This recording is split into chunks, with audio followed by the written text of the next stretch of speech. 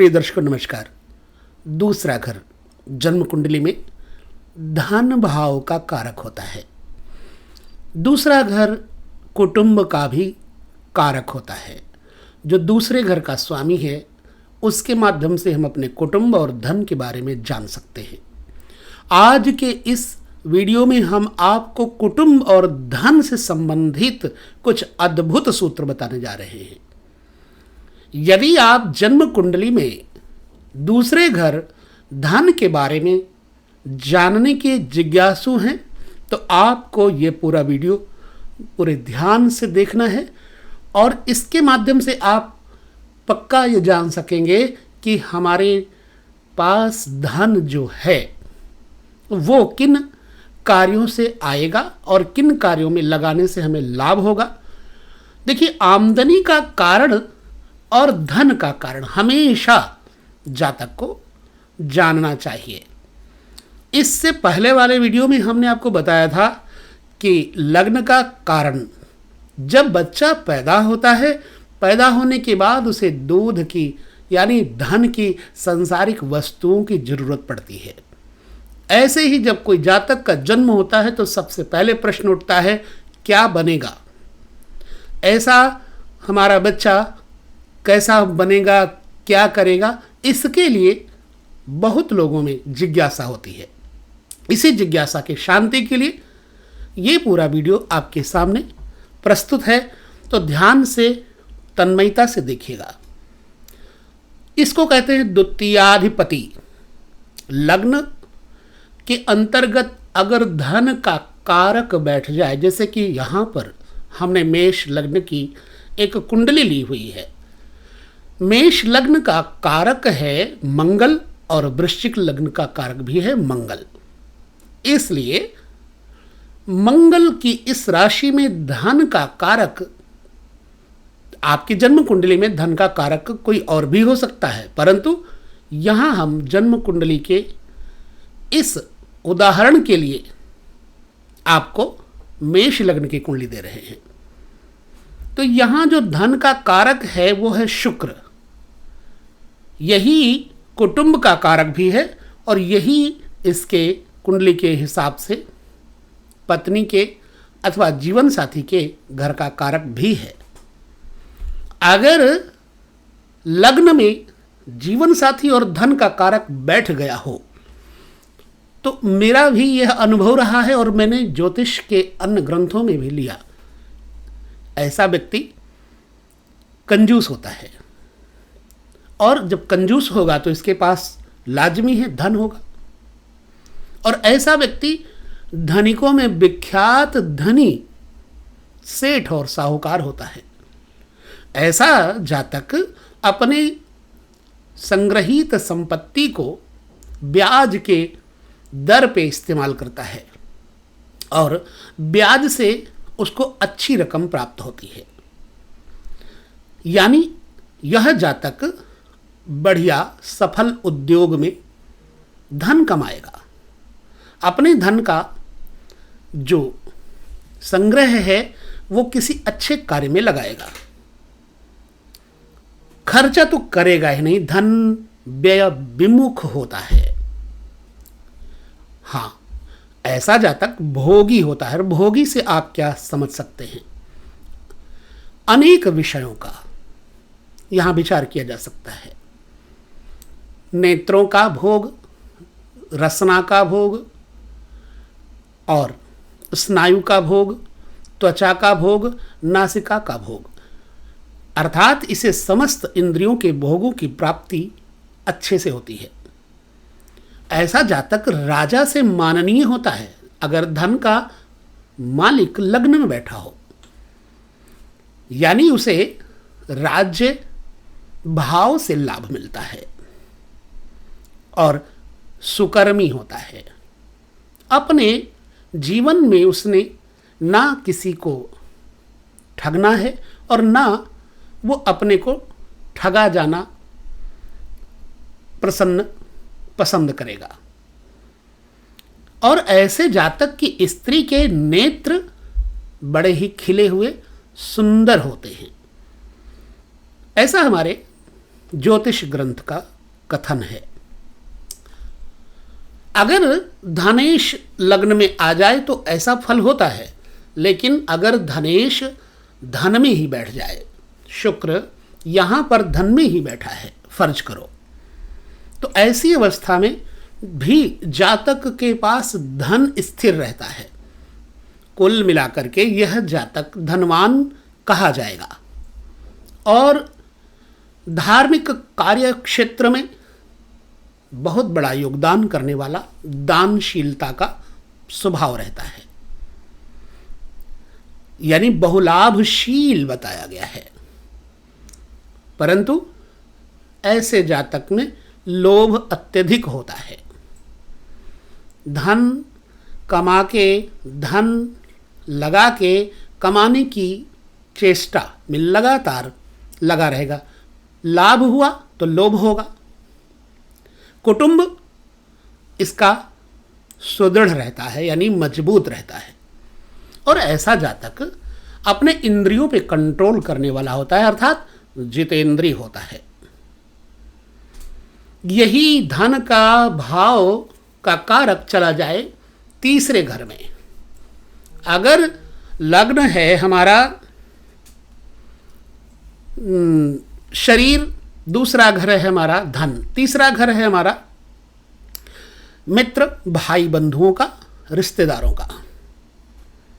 इसलिए अगर तीसरे घर में चला जाए धन का कारक, तो यह जातक अच्छा व्यवसाय करता है, परंतु कलही होता है। ऐसा जातक कलह करता रहता है। लग्नेश की बात नहीं है, हालांकि लग्नेश भी अगर तीसरे घर में चला जाता है तब भी यह व्यक्ति कलही होता है। इस व्यक्ति में विनय संपन्नता नहीं रहती, विनीत भाव नहीं रहता, विनम्रता नहीं होती। यदि द्वितीयेश सूर्य हो तो भाइयों से बैर करने वाला होता है। मान लीजिए यहाँ कर्क लग्न होता और दूसरे घर में सिंह लग्न बन जाता, तो दूसरे घर का कारक सूर्य बन जाता। अब सूर्य अगर तीसरे घर में चला जाता तो फिर भाइयों से बैर हो जाता है। यदि मंगल हो द्वितीयेश तो जो है चोर की वृत्ति करने वाला होता है, ऐसा व्यक्ति चोर होता है। और यदि शनि होता द्वितीयेश तो बंधुहीन होता है। तथा इसी प्रकार यह भी कहा गया है कि यदि द्वितीयाधिपति पाप ग्रह होता हुआ तीसरे घर में बैठा हो, स्थान में बैठा हो, तो जातक उद्योगी, विक्रमी, विजेता होता है, जयी और धन प्राप्ति से गर्वित होता है।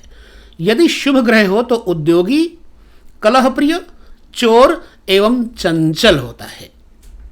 ऐसा हमारे ज्योतिष ग्रंथों का कथन है। बाकी आपके अनुभव हमें जरूर बताइएगा। अगर यही धन का कारक चला जाए चतुर्थ भाव में, चतुर्थ भाव माँ का स्थान है, सुंदर मकान, गाड़ी वाहन इत्यादि का स्थान, अच्छी नींद का भी स्थान कहा जाता है। यदि दूसरे स्थान का कारक चतुर्थ स्थान पे जाए तो जातक पिता के द्वारा द्रव्य की प्राप्ति करने वाला होता है, अन्य पुरुषों के साथ उद्योग करने वाला होता है। ऐसा जातक सत्य में चलता है, यानी सत्यवादी होता है।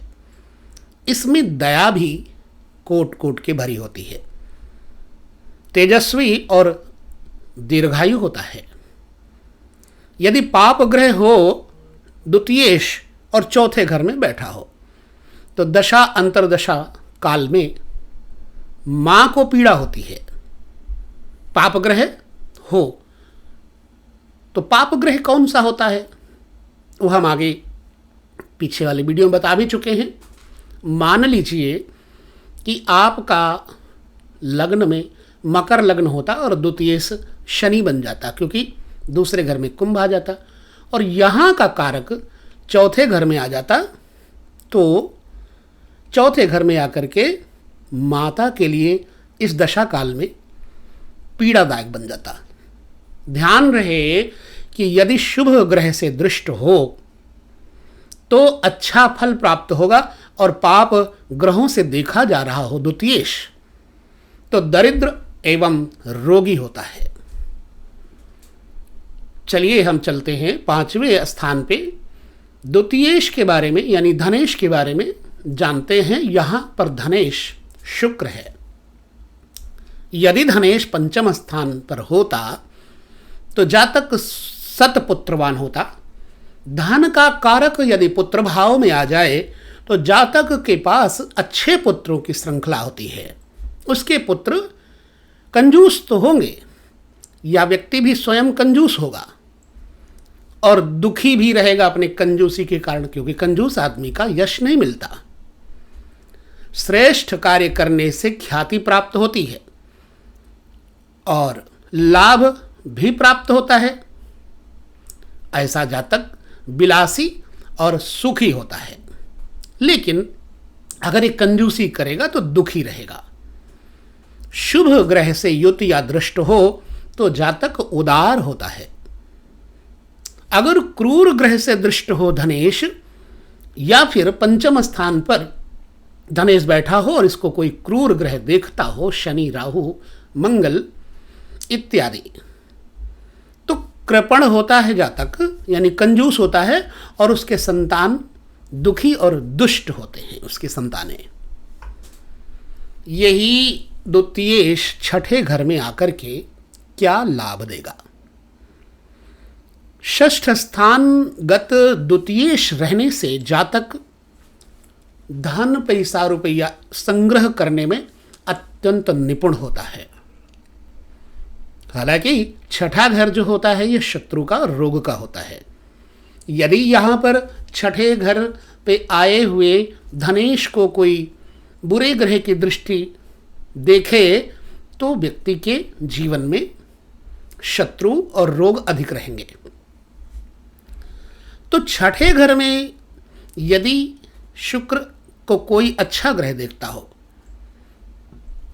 छठे घर में द्वितीयेश यानी धनेश को, कोई भी आपके जन्म कुंडली में कोई भी धनेश हो सकता है, तो ऐसा जातक रिपुहंता, शत्रु का नाश करने वाला होता है। और ऐसा जातक कृतघ्न होता है जो किए हुए उपकारों का बदला अवश्य ही अच्छा देता है। पाप ग्रह से जो कृतघ्न का होता है, किए हुए उपकारों का बदला अपने बुराई से दे। किए हुए उपकारों को न माने उसको कृतघ्न कहते हैं। कृतज्ञ कहते हैं जो किए हुए उपकारों को माने। तो ऐसा जातक जिसका धनेश छठे घर में बैठा हो तो वो कृतघ्न होता है। अगर पाप ग्रह से दृष्टि व पाप ग्रह के साथ द्वितीयेश बैठा हो छठे घर में तो जातक धनहीन होता है, शत्रुओं से पीड़ित और खल, परंतु शत्रुओं पर विजय पाने वाला और विक्रमी, यानी कि इसके अंदर बल पराक्रम होगा, क्रिया शक्ति होगी और कष्ट से जीवन निर्वाह करता है। षष्ठ स्थान पर द्वितीयेश धनेश चला जाए तो इस प्रकार का अनुभव देखा गया है। यही धनेश अगर सप्तम में आ जाए, चूंकि यहां पर मेष लग्न के अंतर्गत हमने आपको उदाहरण के लिए वीडियो दिया है, तो यहां पर तो सप्तमेश और धनेश एक ही हो गए, लिहाजा यहां शुक्र ही धनेश है और सप्तमेश भी है। मान लीजिए आपकी जन्म कुंडली में कोई भी हो द्वितीयेश, तो उसके लिए आपको ये वीडियो में देखना है ध्यान से।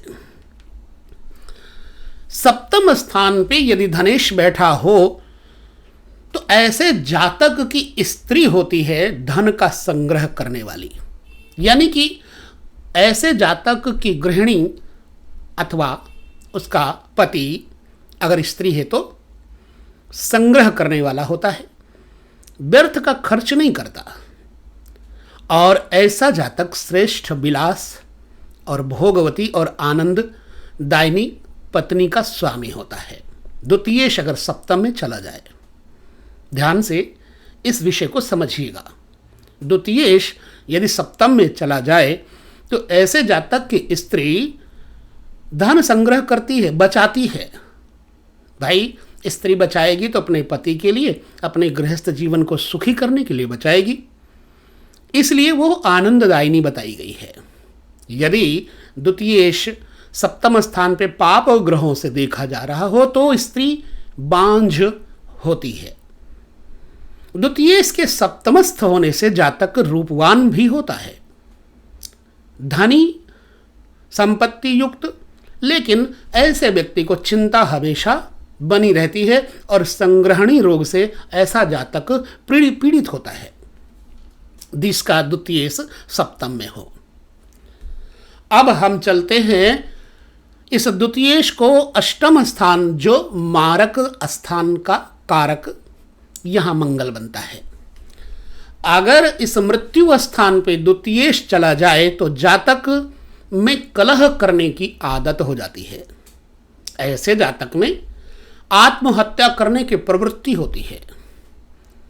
यह जातक नाना प्रकार के विलासों में रहता है, विलासी जीवन जीता है और अंत में रोग भी हो जाता है। रूपवान और धनवान होता है ऐसा जातक, लेकिन ऐसे जातक को भार्या के सुख की कल्पना भी व्यर्थ है। इसको भार्या का यानी कि अपनी पत्नी का सुख नहीं होता।